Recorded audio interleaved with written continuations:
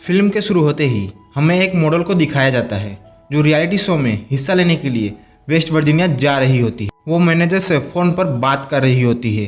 तभी उसके आगे दो रास्ते आ जाते हैं। तब उसका मैनेजर उसे पेपर फैक्ट्री वाले रास्ते पर जाने को कहता है। आगे जाते ही उसका कॉल कट हो जाता है।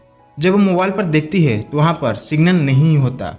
मोबाइल देखते समय अचानक ही कोई इंसान उसके गाड़ी के आगे आ जाता है, जिसके चलते वो आदमी उसे गाड़ी से टकरा जाता है। तब वो गाड़ी से उतरकर उस आदमी को देखने के लिए जाती है। वो देखती है कि वो आदमी अभी मरा नहीं है। वो उसकी मदद के लिए उसके पास जाती है। तभी वो आदमी उस पर झपट कर उसके नीचे वाले होठ को काट कर अलग ही कर देता है और उसके होठ को कच्चा ही चबा जाता है। किम्बरली दर्द से तड़प रही होती है और वहाँ से भागने की कोशिश करती है। तभी एक और आदमी किम्बरली को आगे से पकड़ लेता है। उस आदमी का नाम थ्री फिंगर होता है। थ्री फिंगर कुल्हाड़ी से किम्बरली का दो टुकड़ा कर देता है। वे दोनों किम्बरली के एक एक भाग को पकड़कर चले जाते हैं। इसके बाद हमें रिटायर्ड कर्नल, जिसका नाम डेल मूरप्ले होता है, दिखाया जाता है। कर्नल वेस्ट वर्जीनिया के जंगलों में एक रियलिटी शो को होस्ट कर रहा होता है। उसके शो का नाम एक्लिप्स होता है। उनके शो में 6 पार्टिसिपेंट्स होते हैं, जिनमें से किम्बरली भी होती है जो मर चुकी होती है। इस शो को माइकल ने बनाने का फैसला किया था और वही इस रियलिटी शो को डायरेक्ट भी करता है। शो स्टार्ट हो जाता है लेकिन किम्बरली नहीं पहुंच पाती। तब माइकल डिसाइड करता है कि हम किम्बरली के बिना ही शो शुरू कर देंगे। तब माइकल मीरा को 6th कंटेस्टेंट बनने के लिए कहता है और वो मान जाती है। वे सारे लोग पूरे जंगल में कैमरा लगा देते हैं और साथ ही पार्टिसिपेंट्स के भी ऊपर कैमरा लगा देते हैं, जिससे वे लोग उनके ऊपर ध्यान रख सके। शो के स्टार्ट होते ही डैन उन्हें एक अजीब टास्क देता है। वह उन्हें जंगल में खाना खोजने के लिए कहता है। उन सारे कंटेस्टेंट को 3 भागों में बांट दिया जाता है और शो स्टार्ट हो जाता है। अगले सीन में दिखाया जाता है जो जंगलों में कैमरे को लगाया गया था। इन कैमरों में मिल को देखते हैं जो टॉयलेट कर रहा होता है। तभी वो थ्री फिंगर आ जाता है और उसको पीछे से पकड़कर उसका गला काट देता है। इसके बाद हम डेल को देखते हैं जो कैमरों को सेट कर रहा होता है। जब वो वापस आ रहा होता है तब उसके एटीवी का टायर कोई तीर से मारकर पंचर कर दिया होता है। तभी उसके ऊपर भी कोई तीरों से हमला करने लगता है, लेकिन वो एक पेड़ के पीछे जाकर छुप जाता है। थ्री फिंगर सामने से एक कुल्हाड़ी फेंक कर मारता है और डेल बच जाता है। तभी डेल अपना चाकू निकालकर थ्री फिंगर की ओर फेंकता है, जो सीधा जाकर थ्री फिंगर के सीने में लग जाता है। लेकिन थ्री फिंगर पर इसका कोई असर नहीं होता और वो आसानी से उस चाकू को निकालकर अपने ही खून को चाटने लगता है। वहीं एक और म्यूटेंट आ जाता है जो उसे मारकर बेहोश कर देता है। माइकल, जो टीम ए को शूट कर रहा होता है, वो कुछ ऐसा शूट करना चाहता था जिससे उसका शो फेमस हो जाए, लेकिन जेक इसके लिए मना कर देता है। ये सब जेक नहीं करना चाहता और वो वहां से चला जाता है। लेकिन एलिना शो में ज्यादा देखे जाने के लिए माइकल को लालच देती है। लीना और मारा को एक टास्क मिलता है। उन्हें एक नदी के पास जाकर अपने टास्क को पूरा करना होता है। दोनों नदी तक पहुंच जाते हैं और मारा बहुत कठिनाई से उस टास्क को पूरा कर लेती है और वापस आते समय मारा एलिना और माइकल को एक साथ देख लेती है। वो काफ़ी उदास हो जाती है क्योंकि वो ये सब माइकल के लिए ही कर रही होती है और लीना उसे समझाने लगती है। एम्बर और जॉनसन को जंगल में एक बारबेक्यू दिखता है और उन्हें लगता है शायद यही उनका टास्क है और वे बारबेक्यू को अपने साथ लेकर चले जाते हैं।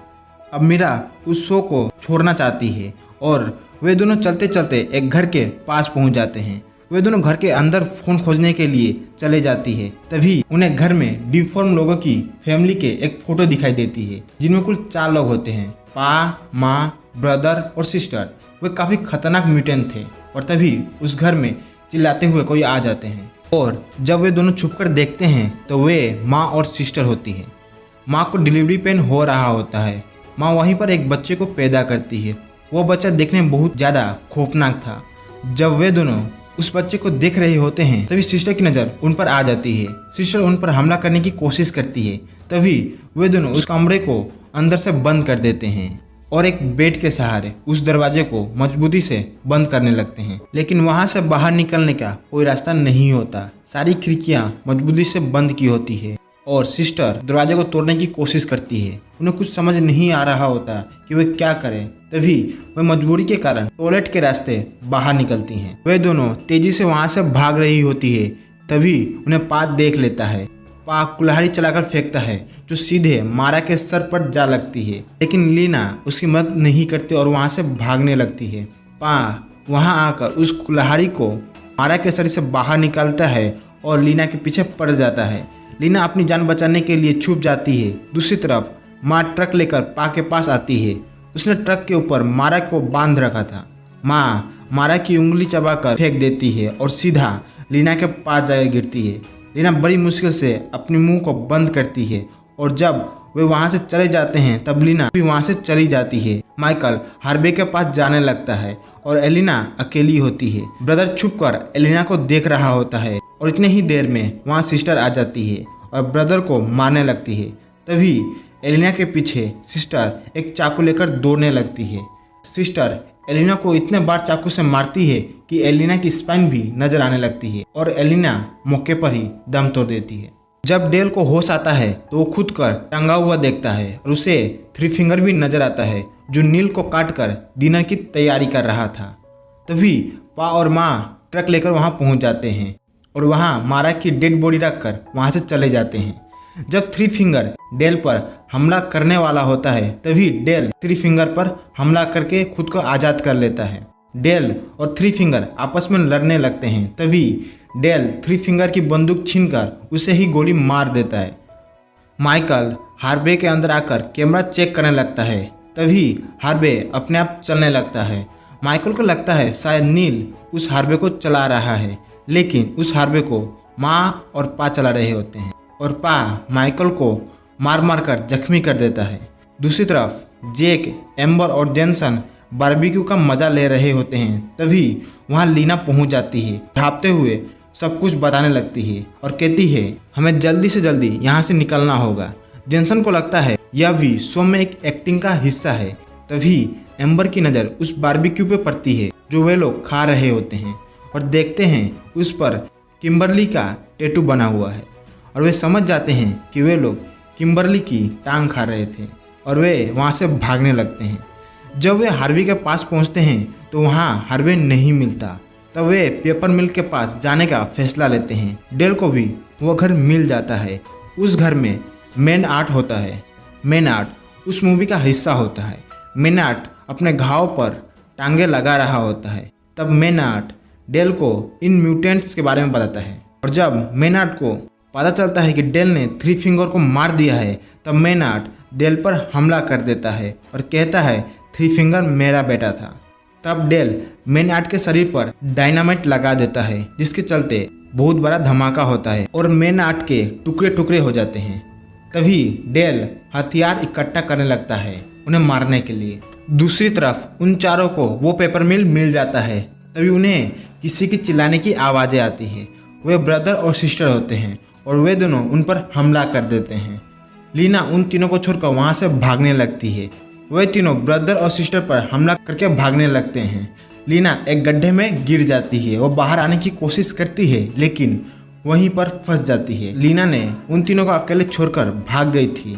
फिर भी जैक उसे ढूंढने लगता है। एम्बर और जॉनसन पेपर मिल के पास जाने लगते हैं और जैक लीना को खोजने लगता है। तभी उसे लीना की चीखने की आवाज़ आती है और वह लीना को बाहर निकालने लगता है, लेकिन लीना को बाहर निकालते समय उसके कंधे में चोट लग जाती है।